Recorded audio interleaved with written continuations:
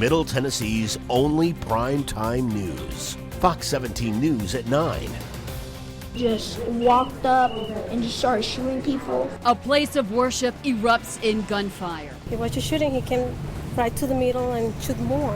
One person dead. I didn't even know if my family was alive or not. 8 people hurt, including the gunman. It's senseless. Fox 17 going beyond what happened. You're not alone, and that we're praying for you. As Nashville comes together to support these survivors.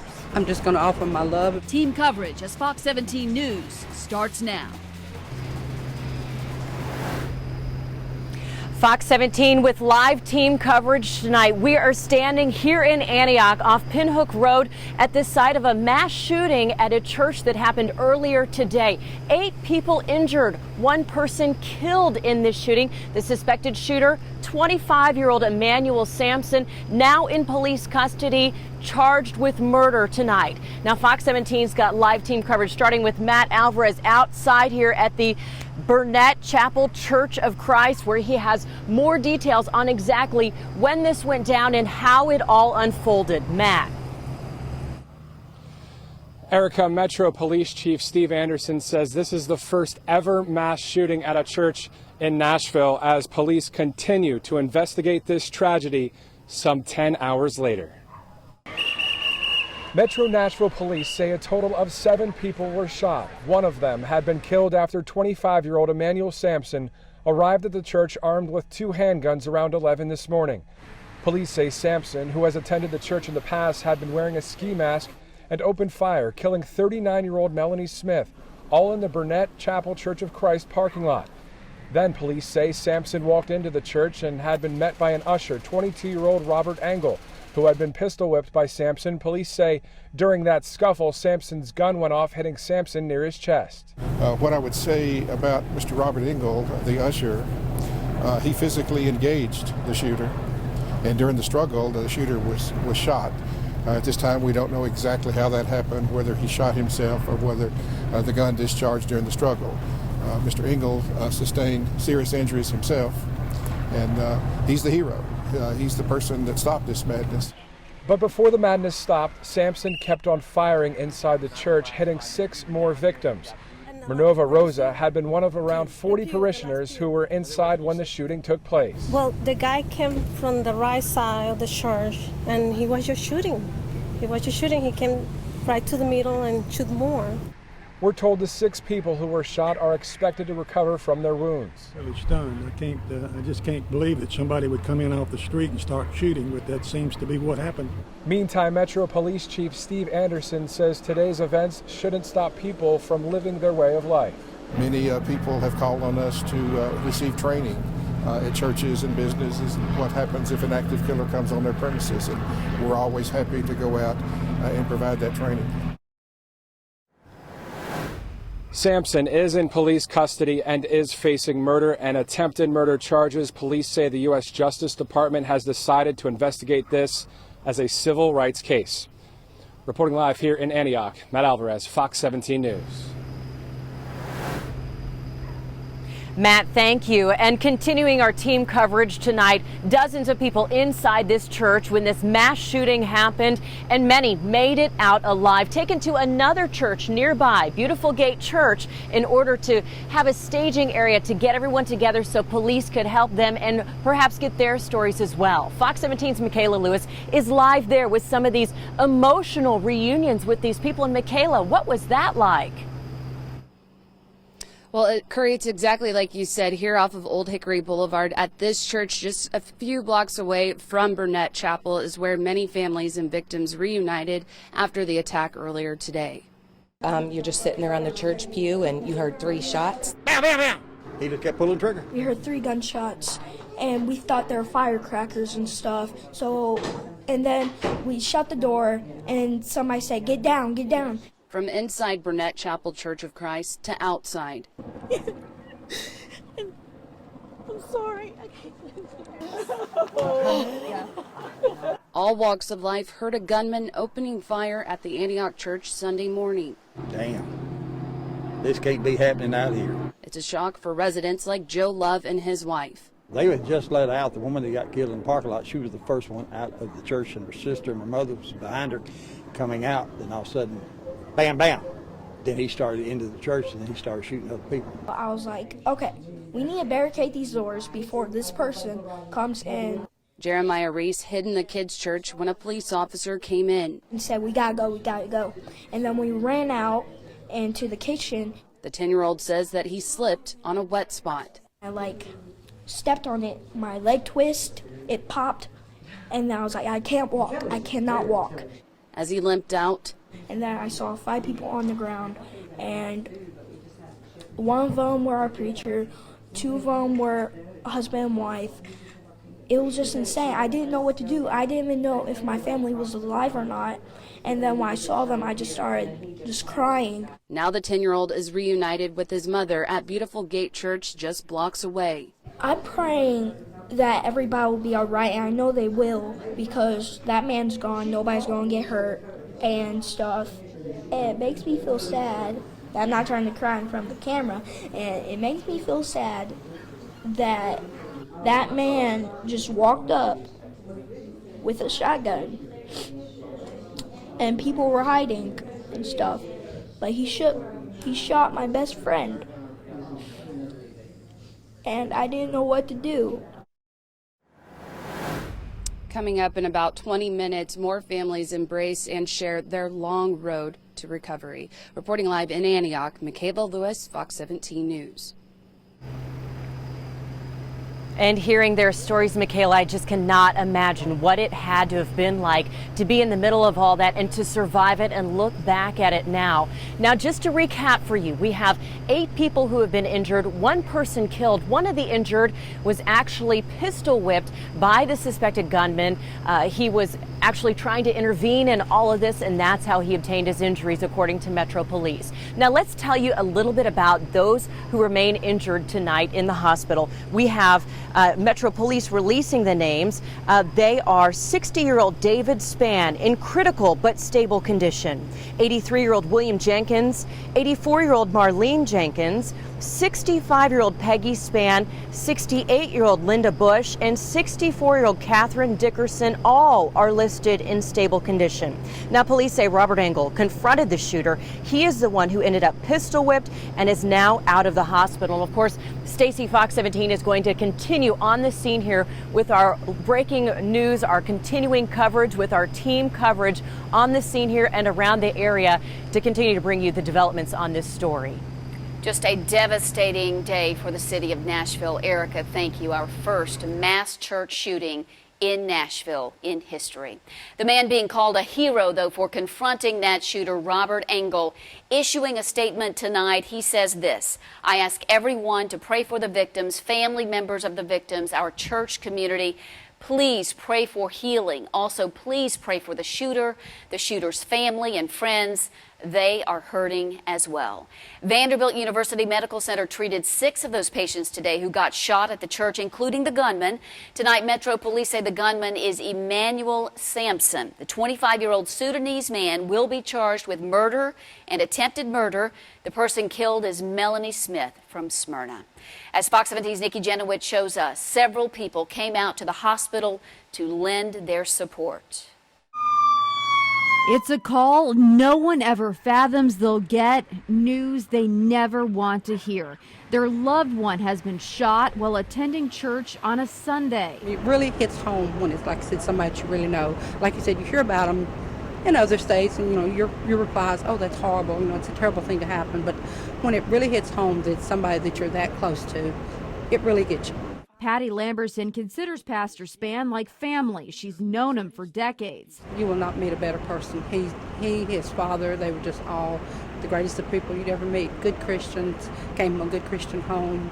They were great. Patty is among the people who came to offer support and love to the victims and their families today at Vanderbilt University Medical Center. And not everyone knew the victims personally. Howard Jones is a fellow pastor at Fairfield Church. I'm here because this is real tragic, and I want to pray with the family. This could have happened at any church. Jones believes the answer to ending this kind of senseless violence is to focus on why someone would commit a crime like this. People are hurting, and hurt people hurt people. So we want to make sure that we start the healing. Reporting from Vanderbilt University Medical Center, Nikki Jenowitz, Fox 17 News. Nikki, thank you. Vanderbilt University Medical Center will not be releasing any statements on this case because of patient privacy laws. They did, however, say anytime they treat more than 3 victims from the same scene, they do treat it as a mass casualty event. New tonight, we're learning more about the accused shooter, Emmanuel Sampson, and a series of posts he put on social media, that is, minutes before the shooting.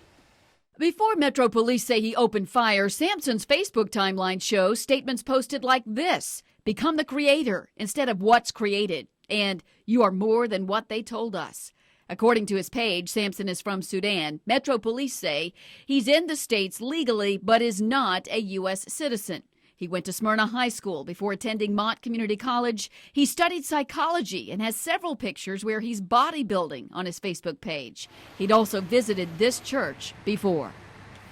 To check out all of our coverage on the church shooting, just go to fox17.com as more develops. I'll tell you how families gathered here at Nashville Christian School today to pray for the recovery of one of their own, Coach Spann, critically injured in this morning's shooting. That's next.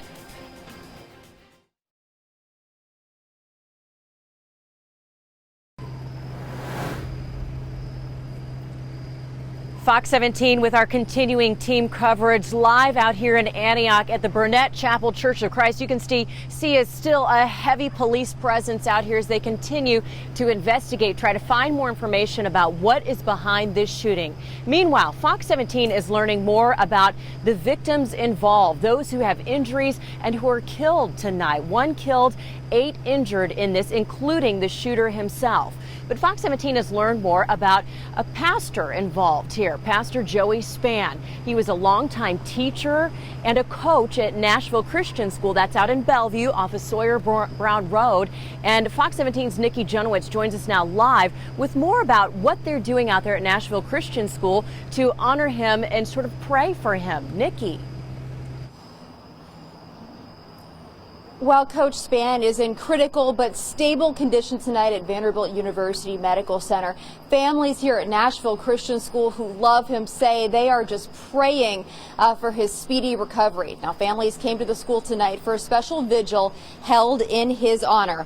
Spann sustained a gunshot wound to his chest this morning. His wife, Peggy, also injured. They say Spann is a great person and a man of God, which is why they were so sad to hear the news this morning.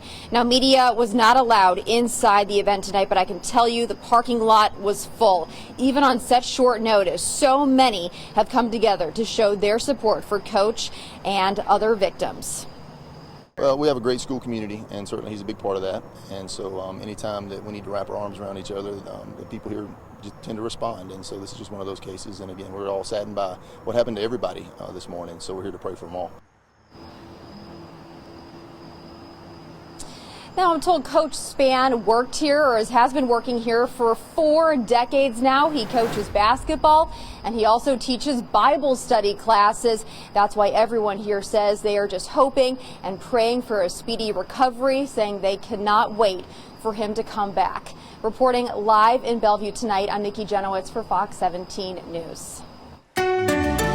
Well, thanks, Nikki. Taking a look at weather and what's ahead for the upcoming week, I think you're going to like the changes that are in store for the next 7 days. In the meantime, though, still feeling like summer, very warm, kind of a sticky evening for some as well. Live look from our Broadway camera downtown. Still people out and about right now. We have also been watching to the possibility for some fog almost each night in early morning hours. We've been seeing some patchy dense fog thanks to those pop-up showers and thunderstorms in the afternoon. The good news is I don't believe it's going to be much of an issue for that morning commute tomorrow, as we really did not see a whole lot of rainfall activity during the day, so that's the good news there.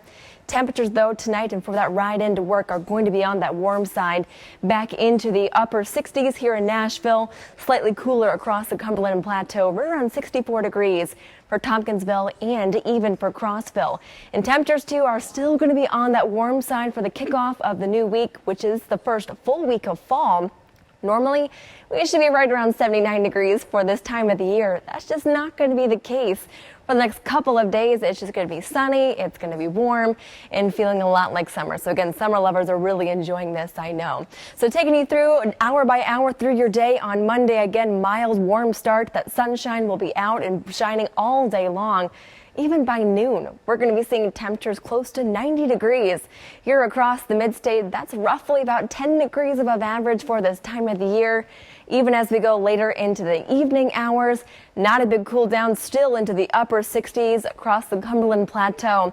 It'll be just a little bit cooler in the lower 60s for that morning ride in on Tuesday morning, but then check it out, back into the upper 80s again as we go into Tuesday afternoon. So big picture, why is it so warm? Well, we have this ridge of high pressure that's built in across the eastern half of the nation, which is keeping those unusually warm temperatures in place. Also, the very sunny skies, all the rainfall is still locked away near the Rockies, but that is going to be breaking down. It's going to be moving our way, especially as we go into the last half of the week, which means cooler temperatures are finally going to be on the way for Middle Tennessee. It'll start to feel a lot more like fall as we go into the end of the work week. It also means, too, as our cold front cooler air moves in, it's going to help push Maria out to sea. So we are not expecting landfall with this hurricane, which is some really good news. But Maria is going to be playing a role in our weather as we go through the next couple of days. And, too, coming up next Skywatch 17 forecast, I'll let you know just what Maria will be doing to us. That's just ahead. Stacey. Thanks, Colleen. President Trump's criticism sparking mass protests by NFL teams. The show of unity sparking debate across the country.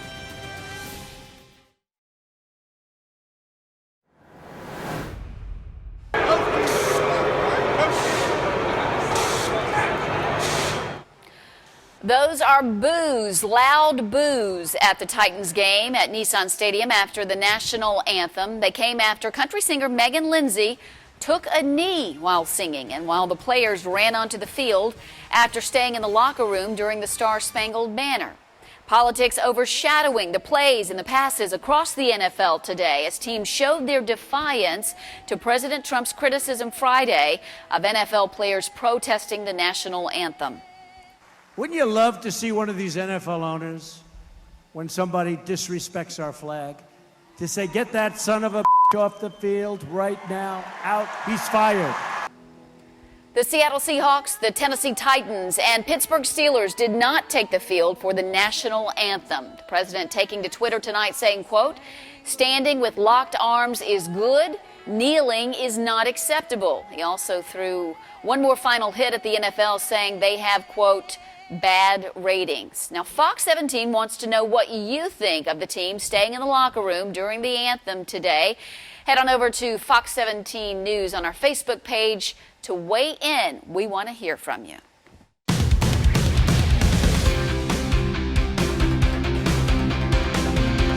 What a Sunday of events at Nissan Stadium. The president's statements Friday leading to a national anthem today without players on the field, and then followed by a win that made a statement to the NFL. Both teams staying in the locker room before the game while the anthem was being played. The Titans releasing a statement saying that the action should not be misconstrued as unpatriotic or against the military.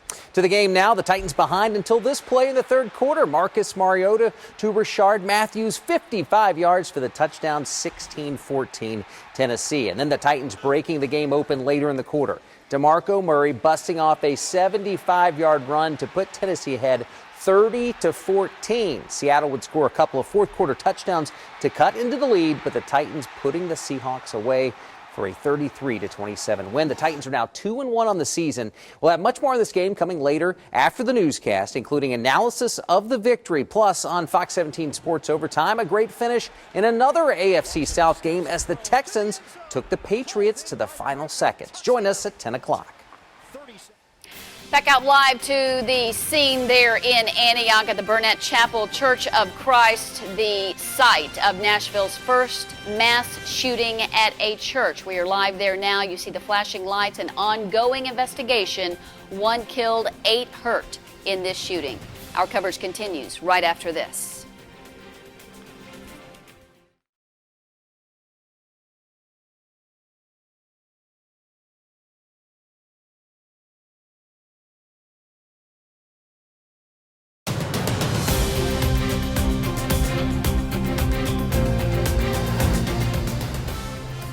Fox 17 continuing our live team coverage in Antioch, the site of the city's first ever mass shooting at a church. And we have had a development in the past couple of minutes here on the scene. Let me back up a little bit so you can see there is a flatbed tow truck that has an Xterra, a Nissan Xterra, up on its flatbed right now. And we are told by Metro Police that that is the suspect's car. When I first showed up here just about an hour or so ago, they were still combing through it, I assume for any sort of evidence or anything they could find in that car. Apparently now they feel it is processed enough on the scene to be able to take it away. So there it is there, the tow truck about to pull off with that car on its flatbed. Now, as we continue to follow these developments, we're also talking about what happened in the events leading up to this mass shooting today. 8 people injured, 1 person killed right here on the corner of Pinhook Road and Laverne Couchville Pike. This is in Antioch, just about 20 to 30 minutes southeast of downtown Nashville. For those of you who may not be familiar with this area, it's a beautiful area, very nice area just outside of downtown. A lot of people, dozens of people inside this church right behind me, the Burnett Chapel Church of Christ. And you can see the tow truck again taking away the Nissan Xterra, which Fox 17 has been told by Metro Police is the suspect's vehicle. Now, as we go back to what started this whole thing, police first got the call just after 11 o'clock this morning that something was going on here inside the church. Fox 17's Matt Alvarez is standing by with an update on just exactly what happened after that phone call and how this whole event unfolded. Matt Alvarez with our continuing live team coverage. Good evening, Erica, and I want to take a quick live look at the vantage point here at the Burnett Chapel Church of Christ as police continue to investigate. It's been more than 10 hours since 7 people were shot earlier today. Police say one of them had been killed after 25-year-old Emmanuel Sampson arrived at the church armed with 2 handguns around 11 this morning. Police say Sampson had been wearing a ski mask and opened fire and killed a 39-year-old named Melanie Smith, all in the Burnett Chapel Church of Christ parking lot. Sampson then walked into the church and had been met by an usher, 22-year-old Robert Engel, who had been pistol whipped by Sampson. Police say during that scuffle, Sampson's gun went off, the bullet hitting Sampson near his chest. And when hurt, Sampson began shooting at people in the church, hitting 6 people. We're told those 6 are expected to recover from those wounds. Sampson is in police custody and is facing murder and attempted murder charges. Police say the U.S. Justice Department has decided to investigate this as a civil rights case. Stay with Fox 17 for the very latest. Reporting live, Matt Alvarez, Fox 17 News. Thank you, Matt. And continuing our live team coverage, of course, stories from the dozens of people who did survive this, who ended up not being shot, doesn't mean that they escaped unscathed. A lot of people talking about what happened and their emotional reunions with their loved ones once they found them and they were able to reunite with them. Fox 17's Michaela Lewis is live now at the Beauty Grace Church, where they were all taken after this happened, where Metro Police sort of corralled them all together so they could find each other and figure out what to do next. And Michaela, what are some of the emotional stories you've been hearing?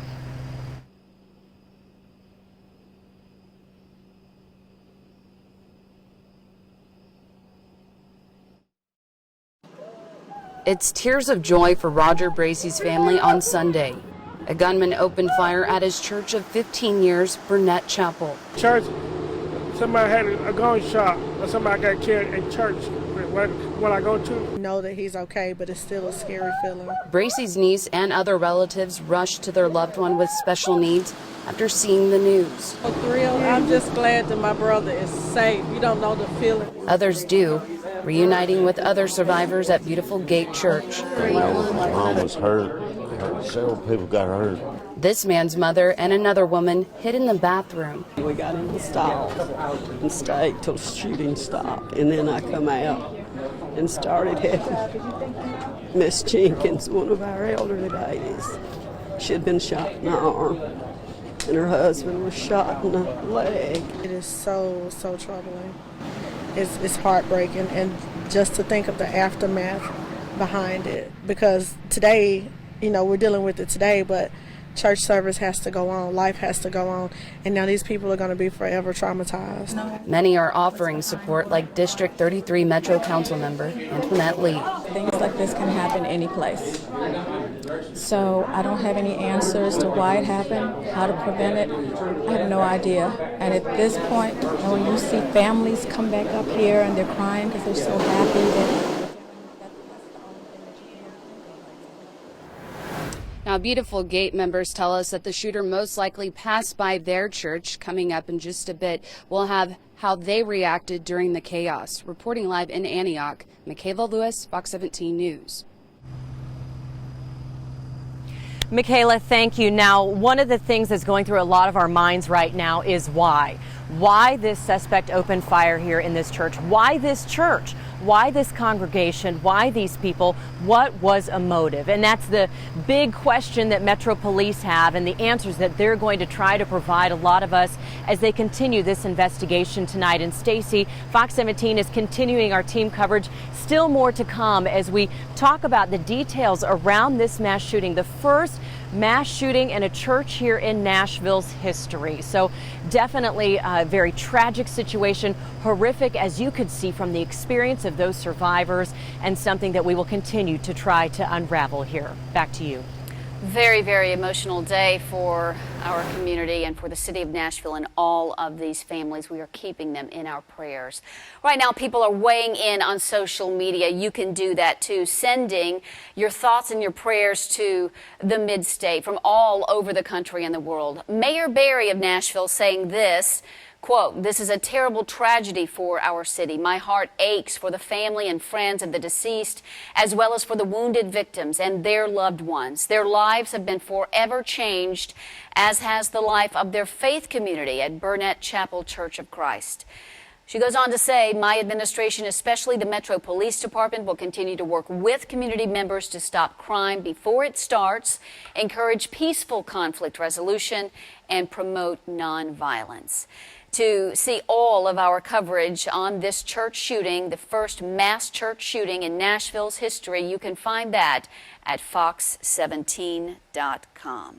The weather was a bright spot on this otherwise very, very sad and emotional day. It really was, Stacy. You know, it's hard to say, too. We saw temperatures in the 90s when some people would think that's maybe not the best, but still, again, our hearts go out to those people that were affected today. Live look, though, from our Sky Eye Nissan Stadium.